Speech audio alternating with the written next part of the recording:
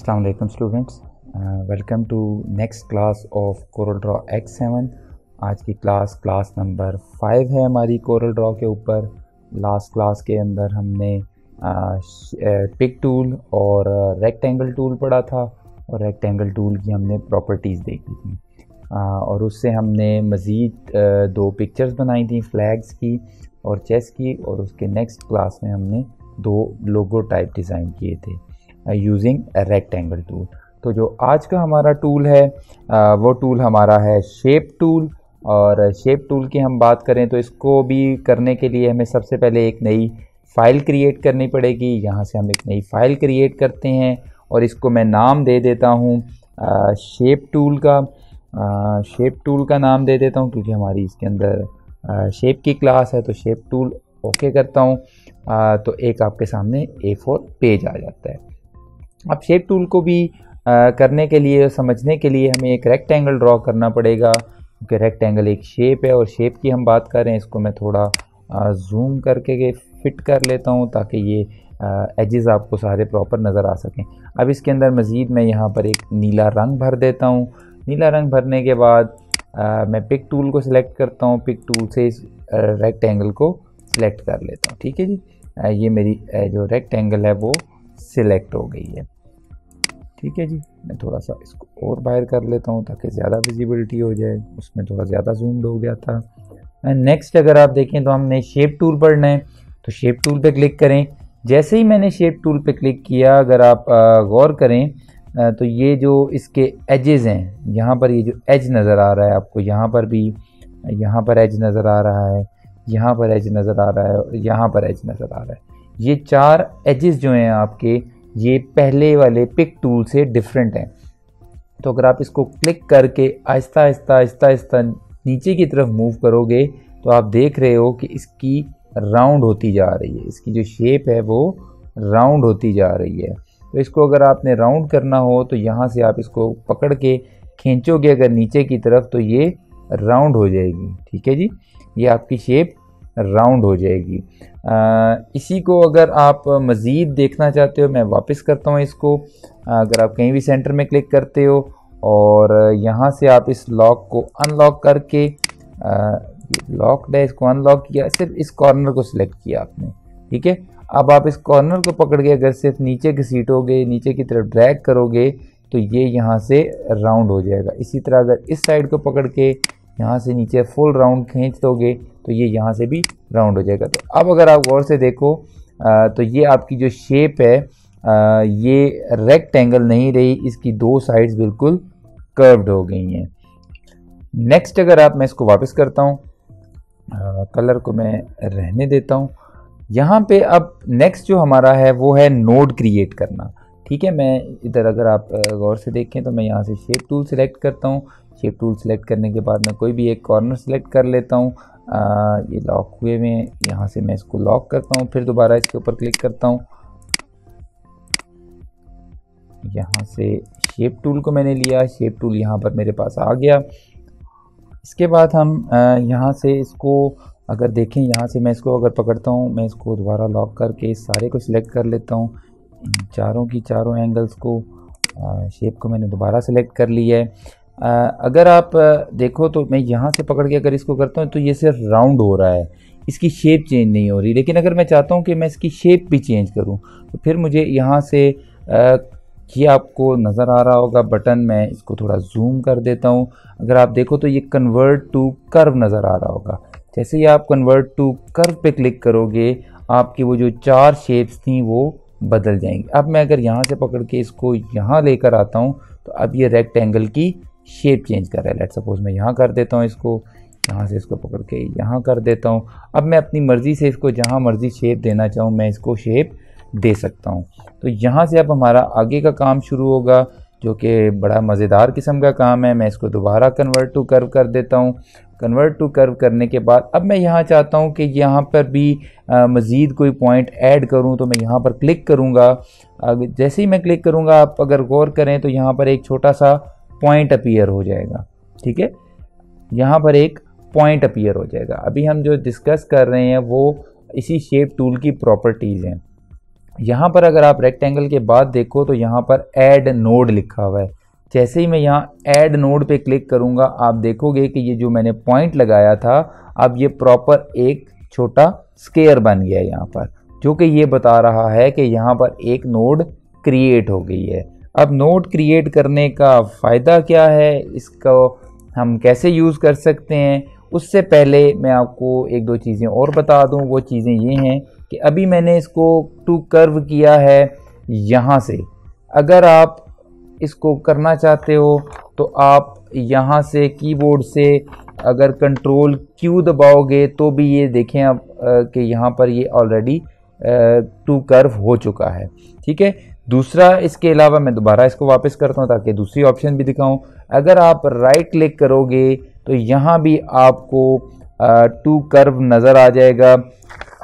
एक सेकंड, मेरा ख्याल है ऑलरेडी हुआ है जी, ये कन्वर्ट टू कर्व लिखा हुआ है। यहाँ से भी आप इसको क्लिक करेंगे तो ये कन्वर्ट टू कर्व हो जाएगा, यानी कि वही जो ऑप्शन सेम आपके पास आ रही थी वो यहाँ पर आपको कन्वर्ट टू कर्व में आ जाएगी। इसके अलावा अगर आप देखना चाहते हैं कि ये कहाँ पर है तो ये ऑब्जेक्ट के अंदर होगा। ऑब्जेक्ट में जाएंगे, यहाँ भी ये कन्वर्ट टू कर्व मौजूद है। ये नीचे आपको नज़र आ रहा होगा कन्वर्ट टू कर्व, यहाँ पे भी आप देख सकते हो कि यहाँ से भी आप क्लिक करोगे तो अगेन कन्वर्ट टू कर्व हो जाएगा। तो ये डिफरेंट ऑप्शंस हैं जिसके ज़रिए आप कन्वर्ट टू कर्व कर देते हो। अब मेन मकसद हमारा क्या है यहाँ पर कर्व करने का, हम यहाँ पर एक नई नोड बनाना चाहते हैं। नोड के क्या फ़ायदे हैं ये हम अभी आगे चल के देखते हैं, नोड का क्या फ़ायदा है। लेट सपोज़ मैं इसको यहाँ पर क्लिक करता हूँ तो एक ये पॉइंट क्रिएट हो गया है। अगेन जैसे मैंने पहले क्रिएट किया था सेम वैसे ही यहाँ पर एक पॉइंट क्रिएट हो गया है, लेकिन ये भी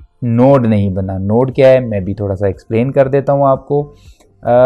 ये ऐड नोड है, मैं यहाँ पे क्लिक करता हूँ तो ये एक स्क्वायर बॉक्स बन गया। ये बिल्कुल वैसा ही स्क्वायर बॉक्स है जैसा आपको पहले यहाँ पर बना हुआ नज़र आ रहा था। ठीक है जी, जैसे आपको इसके एजेस पे बने हुए नज़र आ रहे थे वो भी नोड्स कहलाती हैं, इसी तरह ये भी नोड कहलाती। अब मैं इसको अगर यहाँ से पकड़ के नीचे लेकर आता हूँ तो आप देखें कि आपका लेटर बन गया। जैसे वो हम एक इन्वेलप नहीं बनाते तो बिल्कुल अगर आप देखें तो इसकी कटिंग बिल्कुल सेम वैसी ही आ रही है जैसी यहाँ पे इन्वेलप की। अब मैं ये इस नोड ऐड करने का मुझे क्या फ़ायदा हुआ है कि मैं इसको यहाँ से पकड़ के यहाँ ले जाऊँ, यहाँ से पकड़ के यहाँ ले जाऊँ, यहाँ से पकड़ के इसको यहाँ से पकड़ के इसको मैं ये इधर ले आऊँ।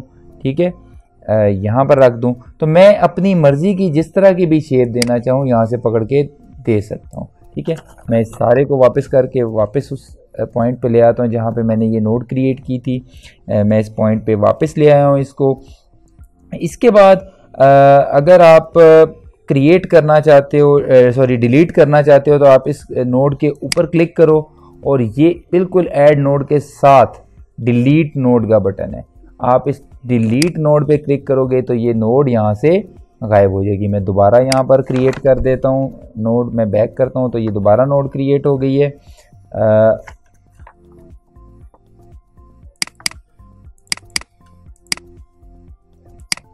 यहाँ से मैं दोबारा ऐड कर दी नोड इसको।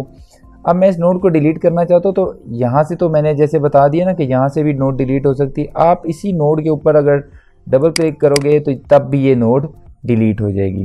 तो ये एक दो मेथड्स हैं डिलीट करने के। मैं दोबारा से नोड क्रिएट कर देता हूँ क्योंकि मुझे भी मज़ीद इसके ऊपर काम करना है। यहाँ से अगर आप देखो इस नोड की बात नहीं है, अगर आप इस नोड पे क्लिक करोगे तो ये वाली नोड सिलेक्ट हो जाएगी, ये वाली नोड सिलेक्ट करोगे तो ये वाली हो जाएगी। ठीक है, तो मैं लेट सपोज इस नोड पे क्लिक करता हूँ, यहाँ से इसको ये अगर आप देखो डिलीट नोड है, डिलीट नोड के बाद ज़रा सा आगे जाओ तो ब्रेक कर्व है। मैं यहाँ से अगर इसको ब्रेक करता हूँ ना तो आप देखते हो कि यहाँ से इसके कलर्स गायब हो गए हैं। अब कलर गायब क्यों हुए हैं? वो इसलिए हुआ है कि ये अब एक शेप नहीं रहा। और शेप क्यों नहीं रहा मैं इसको थोड़ा सा जूम करके आपको दिखा देता हूँ। यहाँ से अगर मैं इसको थोड़ा सा ऊपर करता हूँ तो अगर आप ये देखो तो यहाँ पर ये दो एरोज़ आ गए। मैं एक एरो को पकड़ता हूँ, ठीक है, सिर्फ एक एरो को पकड़ता हूँ, इसको उठा के साइड पे कर देता हूँ। यहाँ से इस एरो को पकड़ता हूँ और यहाँ से उठा के ऊपर कर देता हूँ।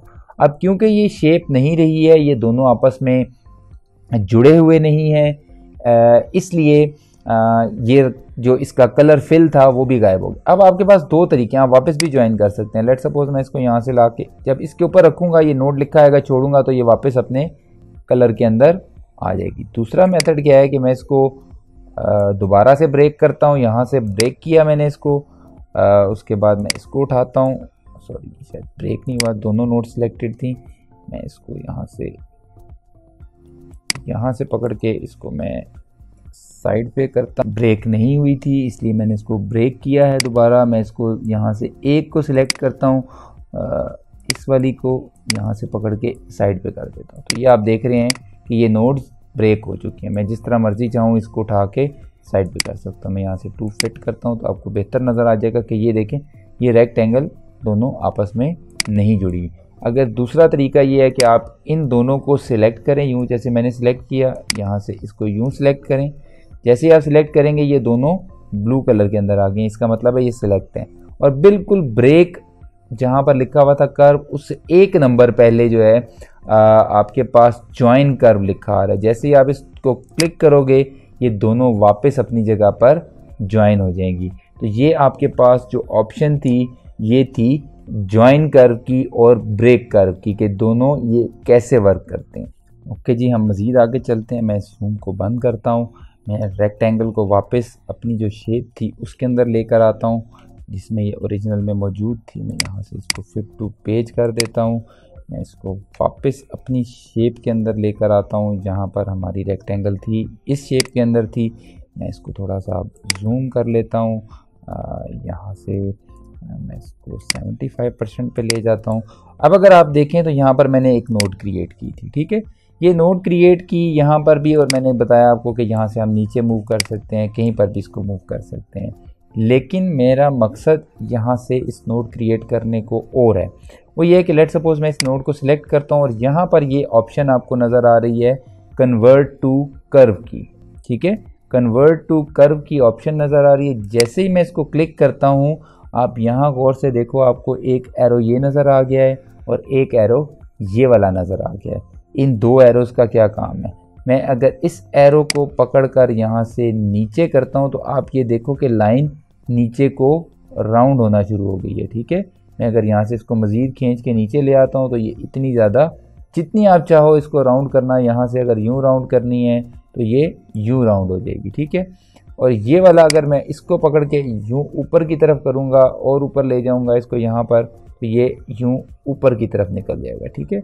अगर आप गौर करो तो ये देखो एक डिफरेंट जो है वो शेप में चला गया। मैं इसको वापस करता हूँ, थोड़ा सा यहाँ पर लेकर आता हूँ। देखें यहाँ पर मैं कर रहा हूँ तो ये अंदर एक गोल सा सर्कल बन गया। तो आप अपनी मर्ज़ी का जो डिज़ाइन के अंदर आपको रिक्वायरमेंट है उसके हिसाब से आप इसको उतना राउंड कर सकते हो। लेट सपोज मैं इसको वापस लेकर आता हूँ यहाँ से इस सारे को और यहाँ पर रखता हूँ तो ये तकरीबन दोबारा अपनी उसी कंडीशन के अंदर आ जाती है। तो मैं थोड़ा सा इसको यहाँ से कर्व कर देता हूँ और थोड़ा सा इसको खींच के यहाँ से कर्व कर देता हूँ।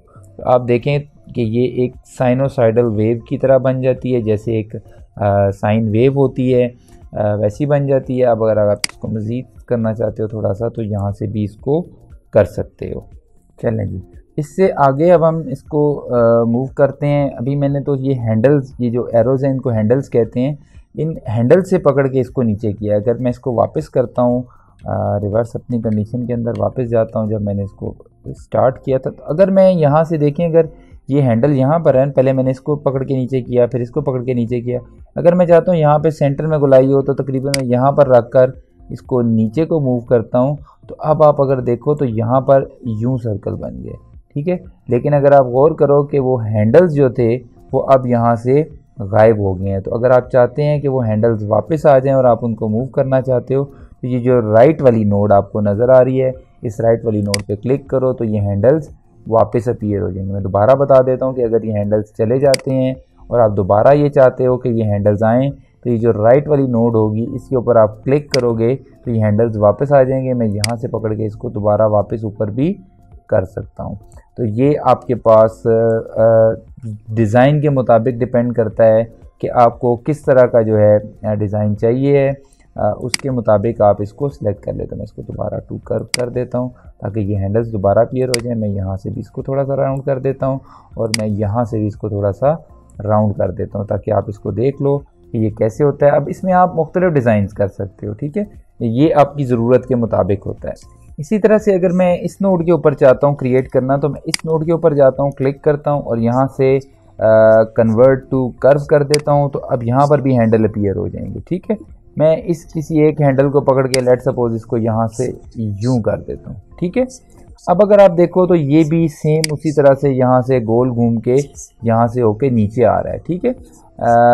यहाँ पर अगर आप एक चीज़ गौर करें ना, तो मैं इसको, ये आपको नज़र आ रहा होगा कि यहाँ से इसका कोना निकला हुआ है, एज बना हुआ है।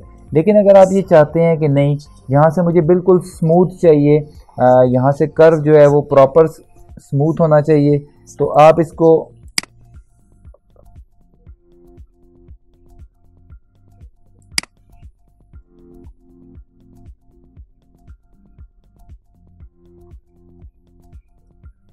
इसी तरह से अगर मैं ये नेक्स्ट टूल की तरफ जाता हूँ तो आप देखें कि मैं यहाँ से ये नोड सिलेक्ट करता हूँ और मैं यहाँ से इसको दोबारा कन्वर्ट टू कर्व पे क्लिक करता हूँ और यहाँ से इसको मूव करके इसको थोड़ा सा यहाँ से गोल कर देता हूँ। लेकिन अब इसके अंदर अगर आप, मैं इसको थोड़ा जूम करके दिखाता हूँ आपको, अगर मैं जूम करके दिखाऊँ तो यहाँ पर आपको ये छोटा सा कोना नज़र आ रहा होगा, यानी कि ये जगह स्मूथ नहीं है, प्रॉपर गोलाई के अंदर नहीं जा रही। लेकिन आपका डिज़ाइन ये डिमांड करता है कि यहाँ पर पूरी की पूरी गोलाई आनी चाहिए। तो फिर आप कैसे करोगे? फिर आप ऐसे करोगे कि यहाँ से क्लिक करो इसको, क्लिक करने के बाद आप यहाँ पर आओ और यहाँ से देखो ये स्मूथ नोड है, ठीक है, ये आपको स्मूथ नोड नज़र आ रही है। इस स्मूथ नोड पे आप क्लिक करोगे तो आप देखोगे कि अब पहले की निस्बत ये यहाँ से प्रॉपर गोलाई के अंदर आ गई है और यहाँ पर जो वो कोना सा नज़र आ रहा था वो अपीयर नहीं हो रहा।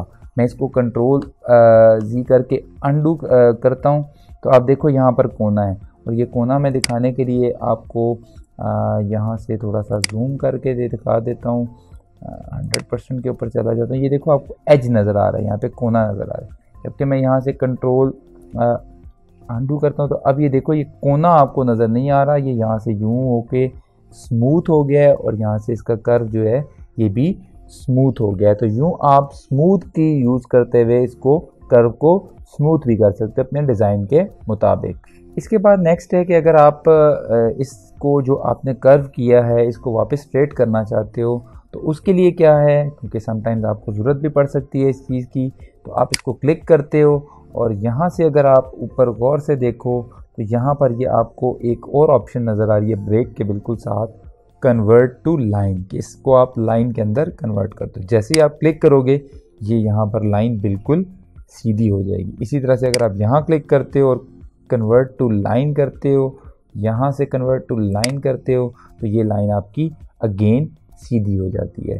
तो ये आपके पास, जैसे मैंने बताया था ना कि आज हम शेप टूल पढ़ेंगे, तो ये उसकी जो प्रॉपर्टी बार है उसको हम स्टडी कर रहे हैं। इसमें बहुत सारे और भी चीज़ें नज़र आएंगी आपको, रिवर्स डायरेक्शन तो भी हम करेंगे, लेकिन कुछ और भी नज़र आएंगे जो जिनको हम यूज़ नहीं करेंगे, क्योंकि बहुत ज़्यादा चीज़ें जब आप बहुत ज़्यादा प्रॉपर्टीज़ देखते हो तो वो फिर आपको कन्फ्यूजन क्रिएट करना शुरू हो जाती हैं कि ये फिर किस मकसद के लिए, और आपको याद भी नहीं रहती। इसलिए जो ज़्यादा यूज़ होने वाली चीज़ें हैं जिसमें मैंने आपको भी बताया ऐड नोड का, उसके बाद डिलीट नोड का, फिर आपको मैंने ब्रेक नोड का बताया, उसके बाद जॉइन नोड का बताया, फिर उसके बाद मैंने आपको कन्वर्ट टू कर्व का बताया, उसके बाद मैंने आपको बताया कि आप इसको स्मूथ कैसे कर सकते हो। स्मूथ करने के बाद मैंने आपको बताया कि अगर आपने एक चीज़ बना दी है तो उसको वापस आप स्ट्रेट लाइन के अंदर कैसे ला सकते हो। तो ये मुख्तलिफ़ चीज़ें हैं जो हम यूज़ करते हैं। इसके बाद हम जाएंगे रिवर्स डायरेक्शन के ऊपर कि हमने अगर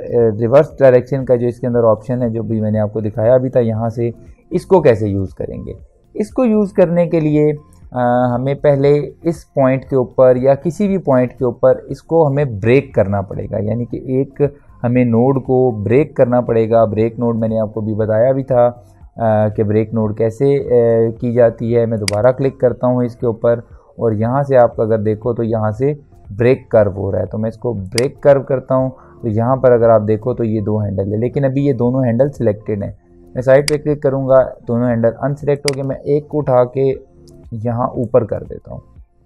अब आप अगर गौर से देखो तो ये दोनों बीच में ब्रेक हो चुके हैं। अगर किसी भी डिज़ाइन के अंदर आपको ऐसी रिक्वायरमेंट है कि यहाँ पर आपको एरोज़ लगाने हैं किसी भी तरह की चीज़ को शो करने के लिए, तो वो आप कैसे लगाओगे? फिर आप यहाँ से पिक टूल के अंदर जाओगे, ठीक है, आपको ये दोबारा हैंडल्स बने हुए नज़र आएंगे। यहाँ से आप इस लेट सपोज इस नोड पे क्लिक करते हो तो यहाँ से आप इसको कोई भी एक एरो दे दो। लेट सपोज मैं इसको ये वाला एरो दे देता हूँ।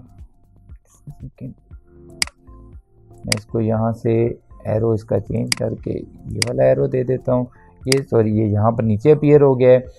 अगर मैं इसकी दूसरी साइड पे देना चाहता हूँ एरो, तो मैं यहाँ से इसको ये दूसरा वाला एरो दे देता हूँ। अब अगर आप इनको गौर से देखो, मैं थोड़ा आपको जूम भी करके दिखा देता हूँ। ये देखो, अगर मैं इसको साइड पे बाहर क्लिक करता हूँ, ये देखें, अगर आप गौर करें तो ये एक एरो आ गया और एक ये एरो आ गया। ये दो एरोज़ यहाँ पर अपीयर हो गए हैं। अगर आप इन दोनों को सिलेक्ट करना चाहते हो, शेप टूल के ऊपर जाओ, इन दोनों को दोबारा सिलेक्ट करो। शेप टूल पे जाता हूँ, तो यहाँ से आप इसको शेप टूल को सिलेक्ट करने के बाद अगर आप यहाँ से ये रिवर्स डायरेक्शन को करते हो तो आप नीचे देखिएगा एरो की डायरेक्शन रिवर्स हो गई है। ये देखें, इसको मैंने साइड पे क्लिक किया, ये देखें, अगर आपको नज़र आ रहा हो ये एरो इस डायरेक्शन में, ये इस डायरेक्शन में। जैसे ही मैं इसको रिवर्स पे क्लिक करता हूँ, इनकी डायरेक्शंस आपको चेंज हुई नज़र आ गई। यहाँ से मैं इसको आपको बाहर करता हूँ, थोड़ा सा आपको यहाँ से डॉक्यूमेंट मज़ीद जूम करके दिखाता हूँ, यहाँ से आपको ज़्यादा क्लियर हो रहा होगा। अब जब मैं रिवर्स डायरेक्शन के ऊपर यहाँ पे क्लिक करता हूँ तो यहाँ से आपको ये जो रिवर्स नज़र आ रहा है, इसको रिवर्स करो तो आप देखते हो कि ये दोनों जो एरोज़ हैं ये अपनी शेप चेंज कर रहे हैं। ये शायद सिलेक्शन प्रॉपर नहीं थी। मैं यहाँ से इसको दोबारा से ना रिवर्स डायरेक्शन के ऊपर क्लिक करता हूँ। अब ये देखें, ये एरो की डायरेक्शंस आपके सामने चेंज हो रही हैं। तो ये आपके सामने रिवर्स डायरेक्शन का कह लें कि ऑप्शन था कि कैसे आप शेप्स के अंदर जो है वो डायरेक्शंस को रिवर्स कर सकते हैं। ठीक है, तो यहाँ तक उम्मीद है आपको समझ आया होगा। अगर आप वापस इसको ज्वाइन करना चाहते हो तो यहाँ पर आपको ये क्लोज़ कर्व का बटन नज़र आ रहा होगा, इसको क्लोज़ करो तो आपके ये एंगल्स दोबारा आपस में जुड़ जाते हैं। मैं दोबारा बता देता हूँ कि अगर आप चाहते हो कि इनको दोबारा आपस में ज्वाइन करना, क्योंकि हमने इसको ब्रेक किया था, तो ये यहाँ पर क्लोज़ कर्व का बटन है, आप इसको क्लोज़ करोगे तो फिर यहाँ पर ये दोबारा आपस में जुड़ जाएंगे। ठीक है जी, तो ये आपके पास रिवर्स डायरेक्शन और क्लोज़ कर्व का बटन था। यहाँ तक क्लियर है आपको? कोई क्वेश्चन तो नहीं है? ओके जी, मैं इसको मज़ीद आगे चलाता हूँ। मैं इसके जूम थोड़ा सा टू पेज कर देता हूँ और फिर यहाँ से थोड़ा सा जूम करके आपके सामने ले आता हूँ ताकि आप बेहतर तौर पे समझ सको। मैं इसको वापस नीचे लेकर आता हूँ। मैं इसको वापस रेक्टेंगल की शेप में ले आया। मैं यहाँ से इसको थोड़ा सा यूँ कर देता हूँ क्योंकि मैं नेक्स्ट शेप आपको समझाना चाह रहा हूँ। तो मैं यहाँ से इसको अगेन कर्व करता हूँ, यहाँ से इसको नीचे कर देता हूँ और यहाँ से भी पकड़ के इसको टू कर्व करके यहाँ से इसको थोड़ा सा नीचे कर देता हूँ। तो ये एक शेप बना दी। क्योंकि मैं नेक्स्ट आपको टूल समझाना चाह रहा हूँ, उसके अंदर अगर आप यहाँ से देखो, मैं इसको थोड़ा सा मज़ीद जूम करता हूँ तो अब आपको ये सेंटर वाली नोड नज़र आ रही है। अब नेक्स्ट हमारा जो टूल है वो टूल है stretch node, stretch and scale node. वो कैसे है कि इस टूल पे मैं क्लिक करता हूँ, ये सारे हैंडल्स तो आपको नज़र आ रहे हैं, लेकिन अगर आप ऊपर आएँ तो ऊपर आपको स्ट्रेच एंड स्केल नोड नज़र आ रहा होगा। यहाँ पर ये वाला ये स्ट्रेच एंड स्केल नोड है। इस पर जब मैं क्लिक करता हूँ, जैसे ही मैं क्लिक करूँगा तो आपको ये एक हैंडल्स नज़र आ जाएंगे। यहाँ पर आपको ये अगेन जिस तरह रेक्टेंगल के हैंडल्स होते हैं वो नज़र आ जाते हैं और इस तरह छोटा बड़ा कर सकते हैं। इसको छोटा बड़ा कैसे करना है, लेट सपोज मैं यहाँ से इसको करता हूँ तो आप ये देखें कि ये आगे की तरफ मूव कर रहा है, ये यहाँ से। ठीक है, ये जो सिर्फ ये वाली नोड है, ये वाला पोर्शन मूव कर रहा है, बाकी वैसे वहाँ की वहीं की वहीं है। लेट सपोज मैं इसको यहाँ से घसीट के यहाँ तक ले आता हूँ। ठीक है, यहाँ पर लाकर इस तरह छोड़ देता हूँ। ठीक है, तो ये अगेन आपकी डिज़ाइन की रिक्वायरमेंट के हिसाब से है, लेकिन ये जैसे आपको बताने के लिए है कि कैसे आप इन जो चीज़ों को मूव कर सकते हैं। मैं इसको वापस करता हूँ, यहाँ से इसको ये अनसेलेक्ट हो गया है। मैं इसको यहाँ से दोबारा नोड को सिलेक्ट करता हूँ, यहाँ से स्ट्रेच एंड स्केल नोड पे आता हूँ तो ये वापस हैंडल्स आ गए हैं। इस हैंडल को यहाँ से पकड़ के वापस यूँ ले आता हूँ, ये हैंडल्स यहाँ से। इसी तरह मैं यहाँ से भी इसको पकड़ के नीचे की तरफ मूव करा सकता हूँ। तो ये आपकी अपनी मर्ज़ी है कि आप अपने डिज़ाइन में इसको किस तरह यूज़ करना चाहते हो। ये सारी चीज़ें आपकी इसके अंदर शेप टूल के अंदर जो प्रॉपर्टीज़ बार है उसके अंदर अपीयर हो रही हैं। लास्ट जो अब हम देखेंगे वो है कि अगर ढेर सारी आप नोड्स ऐड कर देते हैं, जैसे ये रिड्यूस नोड लिखा हुआ है, इसको हम देखते हैं कि ये कैसे यूज़ होता है। तो मैं इसको वापस अपनी जो रेक्टेंगल थी उसकी शेप में ले आता हूँ। लेट सपोज़ ये यहाँ पर ये एक नोड बनी हुई है, इसको मैं थोड़ा सा यहाँ से नीचे कर देता हूँ, नोड से पकड़ के यहाँ से अगर देखो तो मैं यहाँ से इसको यूँ घुमा देता हूँ। फिर यहाँ पर मैं एक नोड और क्रिएट कर देता हूँ डबल क्लिक करके, फिर मैं यहाँ पे एक और क्रिएट कर देता हूँ और यहाँ पे जब मैं नोड क्रिएट करता हूँ तो मैं इसको घसीट के यहाँ से वापस जोड़ देता हूँ। फिर यहाँ पर भी मैं एक नोड क्रिएट करता हूँ, फिर यहाँ पर भी एक नोड क्रिएट करता हूँ, यहाँ पर भी कर दी है। अब नोड क्रिएट करने का प्रॉब्लम क्या है? प्रॉब्लम ये है कि आपकी ये पिक्चर हैवी होती जा रही है, इसके अंदर ये सारी कमांड जो आपने दी हैं, ये नोड जो क्रिएट किए हैं, ये इसके अंदर एम्बेड होती जा रही हैं, ठीक है। लेकिन अब आप अपने डॉक्यूमेंट के अंदर आपको ये नहीं पता कि आपने कहाँ कहाँ नोड्स ऐड कर दी थी, कुछ नोड्स आपने इस्तेमाल की और कुछ नोड्स आपने इस्तेमाल नहीं की। तो जो नहीं की उनका आपको कैसे पता चलेगा? इसका सबसे आसान तरीका ये है कि जस्ट आप इसको एक दफ़ा सारे को सिलेक्ट करें, ये तमाम की तमाम नोड्स अपीयर हो जाएंगे। दो तरीके हैं, या तो आप इसको डबल क्लिक करें कि ये क्योंकि मेरी सारी नोट सिलेक्टेड थी तो ये सारी डिलीट हो गई थी। मैं एक किसी को सिलेक्ट करता हूँ, लेट सपोज मैं यहाँ से इस एक को सिलेक्ट करता हूँ, डबल क्लिक करता हूँ तो ये नोट ख़त्म हो जाती है। लेकिन मैंने अब इतनी ज़्यादा नोट्स ऐड कर दी हैं कि मैं नहीं चाहता कि मैं इसको बारी बारी करूँ। मैं इन सबको सिलेक्ट करता हूँ और यहाँ से रिड्यूस नोड पे क्लिक करता हूँ। जो जो नोड इस्तेमाल हो रही है वो अपनी जगह पर रहेगी, लेकिन जो नोड नहीं इस्तेमाल हो रही वो खुद ब खुद ख़त्म हो जाएगी। मैं दोबारा इसको दिखाता हूँ कि ये देखें, आपको एक नोड यहाँ पर नज़र आ रही है, एक यहाँ पर नज़र आ रही है। अगर और एक करना चाहते हैं तो यहाँ पर लाइन पे क्लिक करके एक और भी क्रिएट कर दें। मैं यहाँ से दोबारा सेलेक्ट करता हूँ तो आप देखें एक ये नोड है, एक ये नोड है और एक ये नोड है। ये फालतू नोड्स हैं, ये नोड्स इस्तेमाल नहीं हुई हैं। मैं चाहता हूँ कि इनको ख़त्म करूँ तो मैं इन सबको सिलेक्ट करके यहाँ से रिड्यूस नोड पे क्लिक करूँगा तो ये मेरी जो सारी एक्स्ट्रा नोड्स थी ये तमाम की तमाम नोड्स ख़त्म हो गई हैं। तो यहाँ से ये हमारा आज का लेक्चर था शेप टूल के ऊपर।